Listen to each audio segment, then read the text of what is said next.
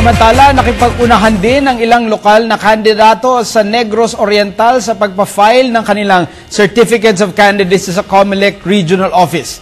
Kabilang sa mga nanguna sa pila ang dalawang standard bearer ng Liberal Party. Alamin natin ito sa report ni Alex Pal ng PTV Dumaguete.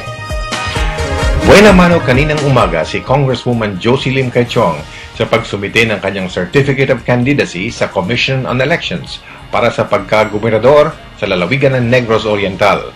Kabubukas pa lamang ng tanggapan ng COMELEC sa Dumaguete sa Lunes nang dumating si Lim Cayciong kasama ang kanyang running mate pagka-Vice Governor na si Dr. Mark Macias. Ang dalawa ay standard bearer ng Liberal Party sa Negros Oriental.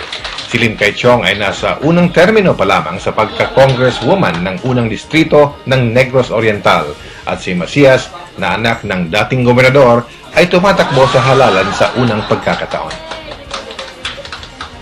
Karon akong gipili tungod kay sa akong pananaw o sa akong pamilya mo ay nasabutan namo nga today para kanako swerte ko no.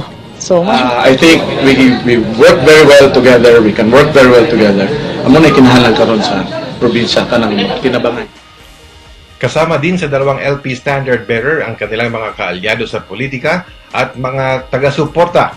Ang maagang pagsampa ng Certificate of Candidacy ni na Congresswoman Lim Cayciong at ni Dr. Macias ay kinatuan ng Provincial Election Supervisor Attorney Eddie Aba.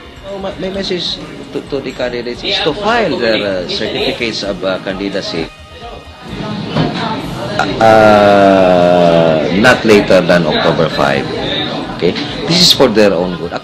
Para sa Telebisyon ng Bayan, ito si Alex Pal nag-uulat mula sa Dumaguete City.